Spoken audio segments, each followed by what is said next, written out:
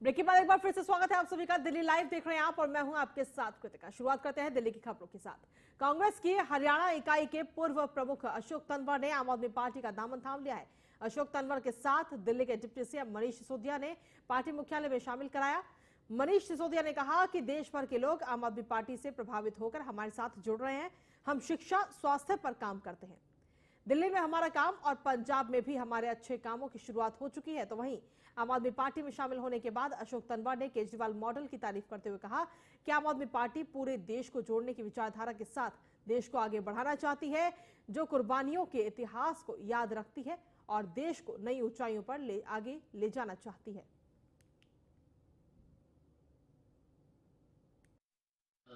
आम आदमी पार्टी के अंदर हार्दिक अभिनंदन करता हूं। इन्होंने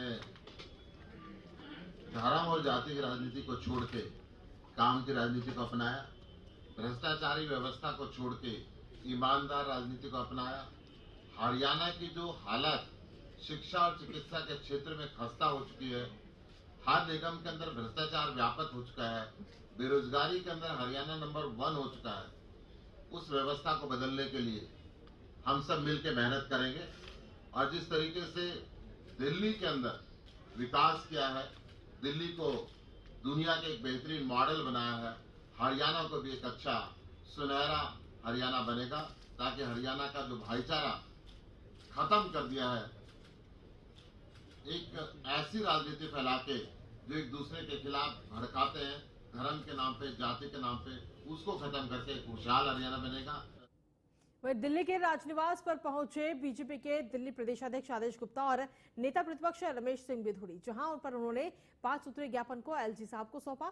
इस ज्ञापन में उन्होंने आंगनबाड़ी कार्यकर्ताओं और हेल्पर की न्यूनतम वेतन की मांग को रखा। साथ ही बर्खास्त किए गए आंगनबाड़ी कार्यकर्ताओं को वापस नौकरी पर लगाने की मांग भी रखी। दिल्ली अभी हम लोग मिलकर आए, मेरे साथ नेता विपक्ष माननीय श्री रामवीर सिंह बिधूड़ी जी भी साथ ही थे।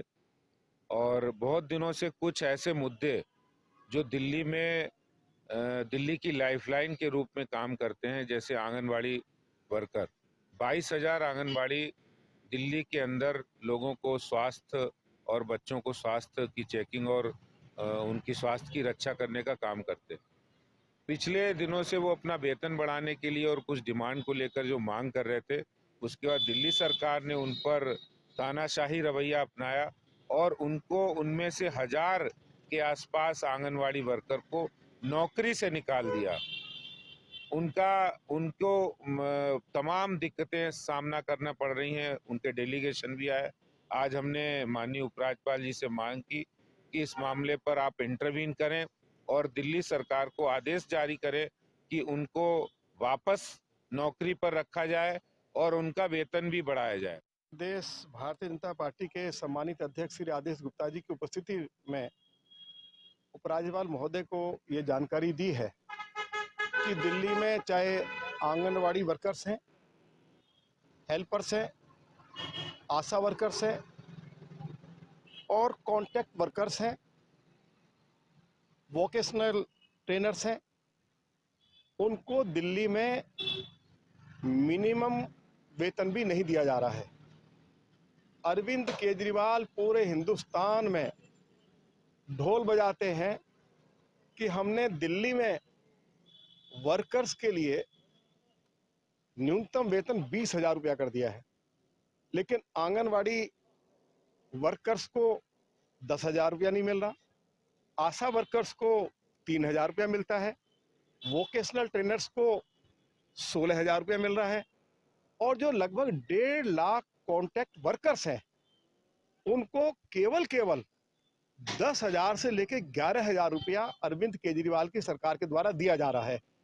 तो हमने उपराज्यपाल महोदय से आग्रह किया है कि वे दिल्ली के चीफ मिनिस्टर को निर्देश दें कि कम से कम इनको मिनिमम वेज तो दें। देश वहीं दिल्ली विश्वविद्यालय के वीसी के खिलाफ छात्रों ने ओपन बुक एग्जाम को लेकर धरना प्रदर्शन शुरू किया है। छात्रों ने अपनी मांग को लेकर आर्ट ऑफ फैकल्टी के गेट के सामने रोड को पूरी तरह बंद करके प्रदर्शन किया। छात्रों के प्रदर्शन को खत्म कराने के लिए मौके पर भारी संख्या में पुलिस बल भी मौजूद रहा, जो लगातार छात्रों से मुख्य सड़क को खोल देने की मांग कर रहा था। छात्रों ने प्रदर्शन कर विश्वविद्यालय के वीसी के खिलाफ अपनी नाराजगी जाहिर की।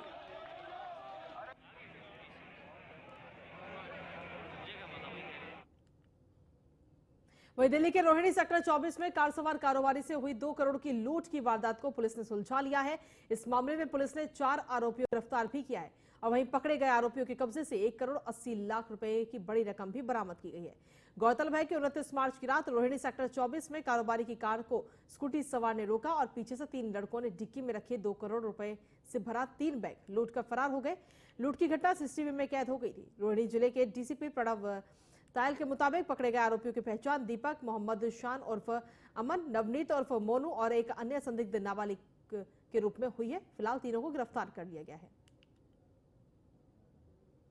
31 मार्च 2022 को कोतवाली थाने के क्षेत्र में एक रॉबरी की घटना हुई थी, जिसमें 4 रॉबर्स ने उस सियाज गाड़ी में जिसमें जो कंप्लेनेंट अपने ड्राइवर के साथ जा रहा था उसका चांदनी चौक के इलाके से पीछा किया और यहाँ पर बुध विहार में सेक्टर 24 रोहिणी में इस वारदात को अंजाम दिया। ये चारों लड़के चांदनी चौक से इनका पीछा करते करते आए और गाड़ी की डिक्की में से जो 3 बैग्स कैश के पड़े थे जिसमें करीबन 2 करोड़ रुपए थे, उनको लूट कर ले गए। यह एक स्कूटी और मोटरसाइकिल में इन्होंने गाड़ी का पीछा किया था और स्कूटी वाले ने जो गाड़ी है उनकी जो कंप्लेनेंट की गाड़ी को आगे से रोका, उनको बातों में उलझाया और पीछे से ये 3 लड़कियों ने बाकी वारदात को अंजाम दिया। वहीं दिल्ली पुलिस की स्पेशल सेल ने काला जठेड़ी और लॉरेंस बिश्नोई गैंग के कुख्यात 5 शार्प शूटरों को गिरफ्तार किया है।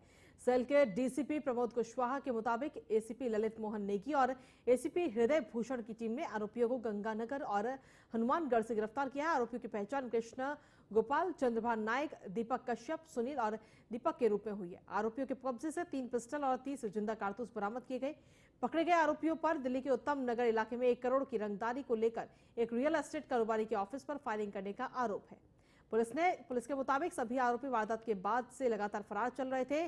सेल की टीम आरोपियों से पूछताछ कर अन्य राज्यों में छिपे काले जठेड़ी और लॉरेंस बिश्नोई गैंग के गुरुओं के बारे में जानकारी जुटा रही है।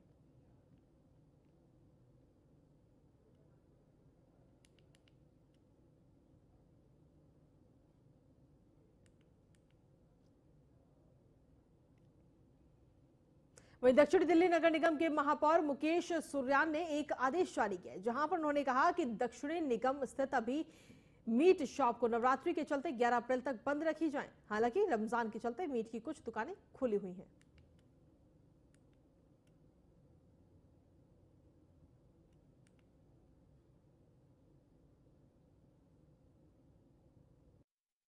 नवरात्र के दिन चल रहे हैं, मंदिरों में जाके अपने घर के अंदर सभी हिंदू भाई पूजा कर रहे हैं, चाहे माँ ब्रह्मचारिणी हो, चाहे माँ चंद्रघंटा हो, सभी की प्रतिदिन पूजा की जाती है। मैं सभी मीट विक्रेताओं से निवेदन है कि इन दिनों में पूर्वी दिल्ली नगर निगम में जितने भी मीट विक्रेता हैं वे अपनी दुकानों को बंद रखें। इसमें आपसी सौहार्द बढ़ेगा, एक दूसरे के त्योहार का सम्मान होगा। आप यदि मीट की दुकानें बंद रखेंगे तो दूसरे लोगों को, हिंदू लोगों को बहुत खुशी होगी। मैं आपसे पुनः विनम्र निवेदन है कि अपनी दुकानों को बंद रखें ताकि उन्हें खुशी मिले, वो अपने त्योहार को अच्छे से मना पाए। वहीं दिल्ली नगर निगम साउथ मेयर मुकेश सूर्या ने नवरात्रों में मीट की दुकानों को बंद करने का आदेश जारी किया है, जिसका जनता का भरपूर समर्थन भी मिल रहा है। बिल्कुल मीट बंद होना भी चाहिए। मीट तो मतलब ये तो नेक्स्ट लेवल हो गया ना, प्याज लहसुन तो बंद है ही है, तो प्याज लहसुन तो मतलब ये तो बच्चा है उसके आगे, तो इसलिए मीट तो इट्स ऑन नेक्स्ट लेवल, तो मीट तो बिल्कुल बंद होना ही होना चाहिए। सो मीट का मतलब होता है मी ईट, आज मैं तेरे को खा रहा हूँ, कल तू मुझे ऐसी खाई हो, मी ईट, इसलिए उसको बोलते हैं मीट। सो इसलिए हमको मीट तो बिल्कुल नहीं खाना चाहिए। वैसे अगर पूरा छोड़ दे हमेशा के लिए बहुत अच्छी बात है, नहीं कम से कम शुभ मौकों पे तो हमें छोड़ देना चाहिए। निगम ने जो फैसला लिया क्या कहेंगे सर? 500% बहुत ही अच्छा डिसीजन लिया है, ये बड़ा प्रैक्टिकल डिसीजन लिया है। और अगर लैंड ऑफ स्पिरिचुअलिटी भारत में ऐसे डिसीजन नहीं होंगे तो फिर कहाँ पर होंगे, तो ये बिल्कुल सही डिसीजन लिया है, हम तो बिल्कुल सपोर्ट करते हैं इस डिसीजन। अभी एमसीडी द्वारा जो मीट की शॉप है उनको बंद करने का आदेश हो गया है, क्योंकि नवरात्रे चल रहे हैं और हमारे साथ इस्कॉन मंदिर में कुछ लोग हैं, उनसे जानते हैं कि उनकी क्या राय है। जी क्या नाम है? मेरा नाम रश्मि है, हरे कृष्णा। और मेरे को बहुत अच्छा लगा सुनकर कि मीट की दुकान बंद हो रही है और मैं उनको बहुत बहुत बधाई देना चाहती हूँ कि उन्होंने इतना अच्छा मतलब उन्होंने जो डिसीज़न लिया बहुत अच्छा लिया है। और आगे भी मैं भगवान से प्रार्थना करती हूँ उनको ऐसे डिसीजन लेने में भगवान को मदद करें। और मीट की दुकानें जो है ये नवरात्रों में नहीं, मेरे ख्याल से हमेशा के लिए बंद होनी चाहिए। भारत हमारा एक ऐसा देश है कि हमारी संस्कृति है, हमारे को उस पर गर्व होना चाहिए और हमें अपने शाकाहारी रहने पर उसका पालन करना चाहिए। और उनको बहुत बहुत बधाई है। क्या नाम है जी आपका? मेरा नाम बीना बंसल है। जी, क्या कहेंगे?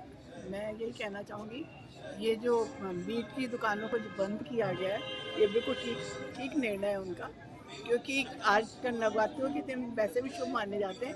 तो इन दिनों में हमें पवित्र भोजन करना चाहिए और मांस जो है किसी भी तरह से पवित्र भोजन में नहीं आता है, क्योंकि हम किसी का हनन करके हम उसको खाते हैं तो वो उचित नहीं है। तो मेरे हिसाब से तो बिल्कुल ठीक किया गया है कि ये मांस का निषेध। क्या नाम है जी आपका?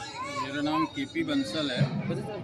ये जो मीट की दुकानों के बारे में निर्णय लिया गया है बहुत अच्छा निर्णय है। हम तो खैर व्रती हैं, पूरे नवरात्रि व्रत रखते हैं, हम तो इस चीज़ को कभी पसंद नहीं करेंगे।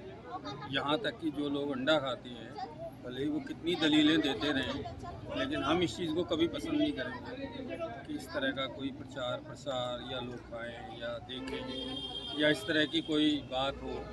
ये हमारे हिंदू समाज के लिए उचित नहीं। जी, क्या नाम है आपका? मेरा नाम सिमरन है एंड इस विषय पे I feel that it's a very right decision because like killing of an innocent animal and eating it as a food is a very unkind gesture. So I think during Navratras this is a very right decision to be taken. जी, क्या नाम है आपका? वेलू है मेरा नाम। वेलू जी, क्या कहेंगे? हाँ, Hare Krishna. So this is a very good decision actually में, कि बहुत ही अच्छा ये जो है निर्णय लिया गया है। बेसिकली जो मीट ईटिंग होता है, ये जो है हम मीट ईटिंग जब भी करते हैं तो ये जो हमारे दया भाव होता है इसको नष्ट करता है। तो शास्त्रों के हिसाब से भी अगर हम देखेंगे तो this is a very very good. हमारे आजकल जो भी अपराध हो रहे हैं, जितने भी गलत काम हो रहे हैं, ये इसीलिए हो रहा है कि हमको जो है किसी के प्रति दया नहीं है एक्चुअली में। तो ये मीट ईटिंग जो करते हैं, जितने भी लोग जो है ये अत्याहार जो है करते हैं, मीट ईटिंग जो करते हैं, इससे जो है इसको रोका गया। ये बहुत ही एक अच्छा निर्णय है एक्चुअली में। इससे क्या होगा कि समाज में जो है लोगों के प्रति दया आएगी, दया भावना बढ़ेगी, तो अपराध कम होंगे, समाज में बहुत अच्छा शांति रहेगा, शांतिपूर्वक रहेगा और बहुत ही अच्छे से जो है सभी चीज़ें जो अच्छे से चलेंगी। तो बहुत अच्छा डिसीजन है। वहीं दिल्ली के रोहिणी सेक्टर 24 में कार सवार कारोबारी से हुई 2 करोड़ की लूट की वारदात को पुलिस ने सुलझा लिया है और इस मामले में पुलिस ने 4 लोगों को गिरफ्तार किया है। साथ ही उनके पास से आरोपियों के कब्जे से 1 करोड़ 80 लाख रुपए बरामद भी किए हैं। बता दें कि बीते 29 मार्च की रात को ये वारदात हुई थी।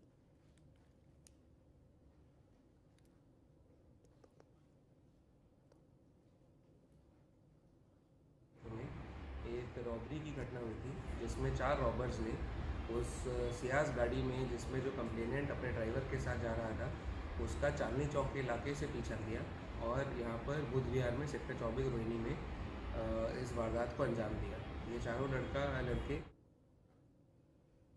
आज आदर्श हॉल के पुलिस हेडक्वार्टर नई दिल्ली में DNIPAS की 21वीं बेंच ने परेड और शपथ ग्रहण समारोह का आयोजन किया। 3 अधिकारियों ने अपना 1 साल का प्रशिक्षण पूरा करके सेवा में कार्यरत होने पर यह समारोह हुआ, जिसमें chief guest commissioner of police ने उन्हें सम्मानित भी किया और इस दौरान परेड के मुख्य आकर्षण महिला कर्मचारी की निशान टोली थी। पुलिस अकादमी की ट्रेनिंग पर एक छोटी सी वीडियो भी दिखाई दी। दिल्ली पुलिस के सभी सीनियर ऑफिसर्स एस सुंदरी नंदा, CP डायरेक्टर, DPA समेत सभी समारोह में शामिल हुए।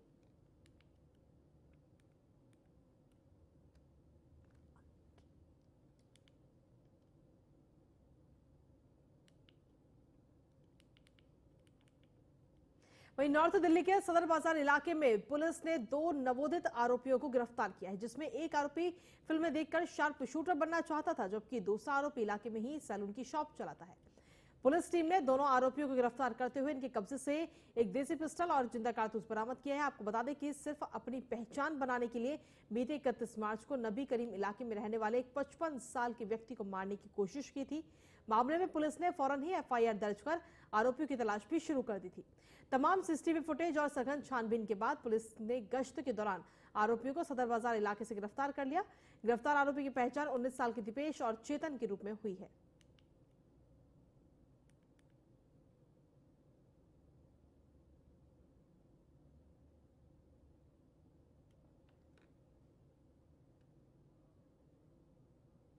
और खबरों का सिलसिला न्यूज इंडिया पर लगातार जारी है। फिलहाल वक्त छोटे से ब्रेक का। आने वाले गानों के खिलाफ सरकार ने बड़ा फैसला लिया है। सरकार ने नशे, अश्लीलता और अपराध को बढ़ावा देने वाले गानों पर रोक लगाने को कहा है।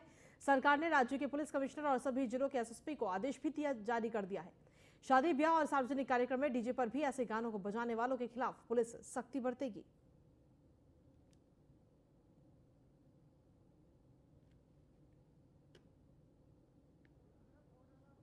विशेष इजलास एक दिन का बुलाया गया क्योंकि पिछले दिन ही होम मिनिस्टर साहब चंडीगढ़ के दौरे पर आए सी ते उन्होंने चंडीगढ़ दे विच कर्मचारियों ते केंद्रीय सर्विस रूल जिहड़ा है वो लागू करने का ऐलान किया, जिसनों अज तो वो लागू कर रहे हैं। अज असी एक मता लेके आए हैं कि पंजाब के अधिकारों ते डाका बज रहा है। फेडरल स्ट्रक्चर वहीं पंजाब में गेहूं की खरीद के पुख्ता इंतजाम के लिए सीएम भगवंत मान ने डिप्टी कमिश्नरों को सीधे निर्देश दिए हैं। चंडीगढ़ स्थित पंजाब भवन में उन्होंने अफसरों को स्पष्ट कहा कि मंडियों में पूरे इंतजाम होने चाहिए। सफाई के साथ खरीद पर अफसर खुद नजर रखें। इसके अलावा किसानों को 24 घंटे के भीतर फसल की पेमेंट कर दी जाए। तो वहीं पड़ोसी राज्यों से गेहूं पंजाब में ना बिके, इसके लिए सख्ती के आदेश भी दे दिए गए हैं।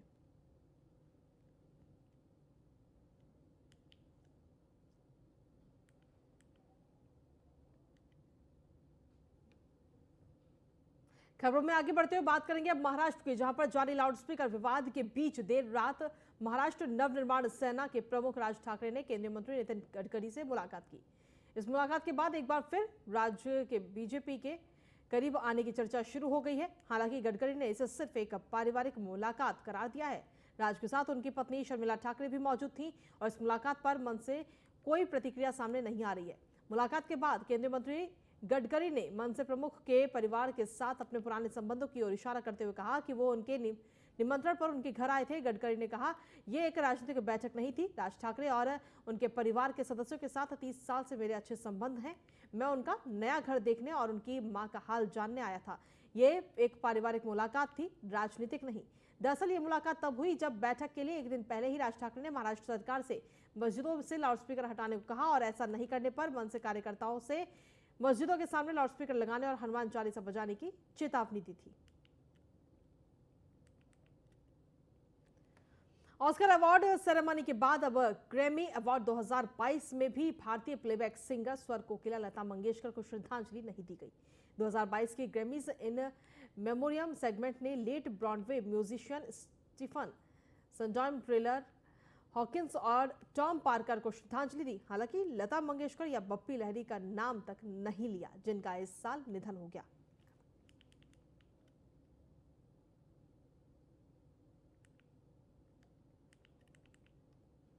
वहीं कॉमेडियन भारती सिंह ने मुबारकबाद दी है। दरअसल शादी के 5 साल बाद वो मां बन गई हैं। रविवार को उन्होंने बेटे को जन्म दिया। भारती के पति हर्ष लिम्बाचिया ने सोशल मीडिया पर एक पोस्ट शेयर कर फैंस को ये गुड न्यूज दी है। हर्ष ने भारती के साथ ही एक बेहद खूबसूरत फोटो शेयर कर लिखा, इट्स अ बॉय। भारती ने पिछले साल अपनी प्रेगनेंसी की अनाउंसमेंट की थी।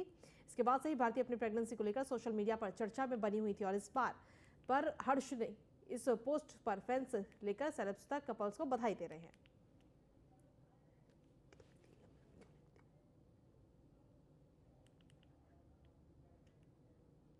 वहीं बीते दिनों शिवसेना के पूर्व पार्षद भारती कोहली और उनके समर्थकों द्वारा शिवसेना संभाग प्रमुख प्रकाश आमटे की पिटाई का मामला सामने आया। बीजेपी के एक कार्यक्रम में देवेंद्र फडणवीस ने भारती कोहली को सत्कार किया था, जिसके वीडियोस फोटोज को बेलापुर विभाग प्रमुख प्रकाश आमटे ने शिवसेना के वरिष्ठ नेताओं को भेज दिए थे।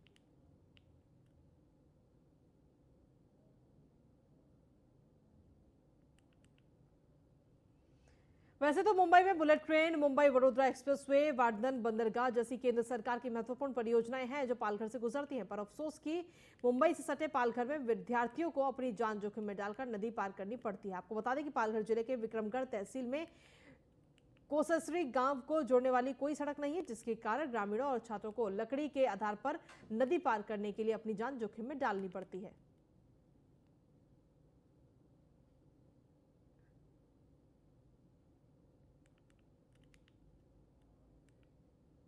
वहीं खबरों में आगे बढ़ते हुए बात करेंगे अब झांसी की, जहां पर गरोठा आदर्श नगर में भ्रष्टाचार का एक मामला सामने आया, जहां नगर पंचायत की ओर से बस स्टैंड में बनाए जा रहे मुख्य द्वार की खराब गुणवत्ता देखने को मिली, जिसकी वजह से मुख्य द्वार भरभरा कर गिर गया।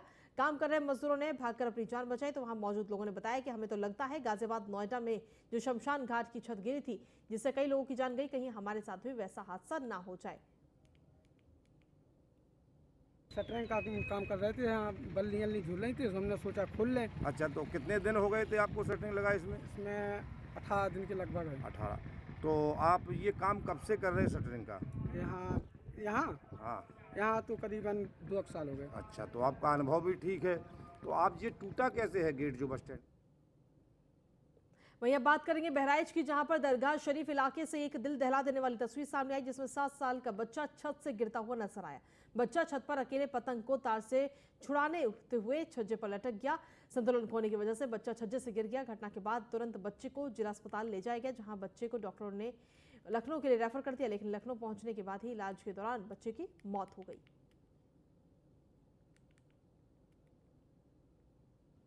वहीं उत्तराखंड के मुख्यमंत्री पुष्कर सिंह धामी दिल्ली दौरे पर है और इस दौरान मीडिया से रूबरू होते हुए धामी ने सरकार की प्राथमिकता को गिनवाया।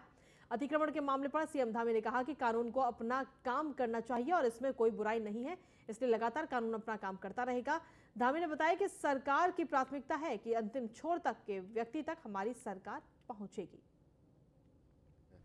पहली बार एक नया इतिहास बना है। हमने चुनाव से पहले इसकी घोषणा की थी 12 फरवरी 2022 को कि भारतीय जनता पार्टी की नई सरकार के शपथ ग्रहण होते ही हम यूनिफॉर्म सिविल कोड के लिए एक कमेटी बनाएंगे और कमेटी में सभी स्टेक होल्डर्स को रखेंगे, विधि विशेषज्ञों को रखेंगे, समाज में जिन लोगों ने काम किया है और सभी प्रकार के लोगों का एक कमेटी बनाकर उसको जल्दी से जल्दी लागू करेंगे। और हमने पहली जो कैबिनेट बैठक करी है उस बैठक में हमने कैबिनेट नोट अपना पास कर दिया है। जल्दी हम उसमें कमेटी में जो नाम है उन नामों को लेकर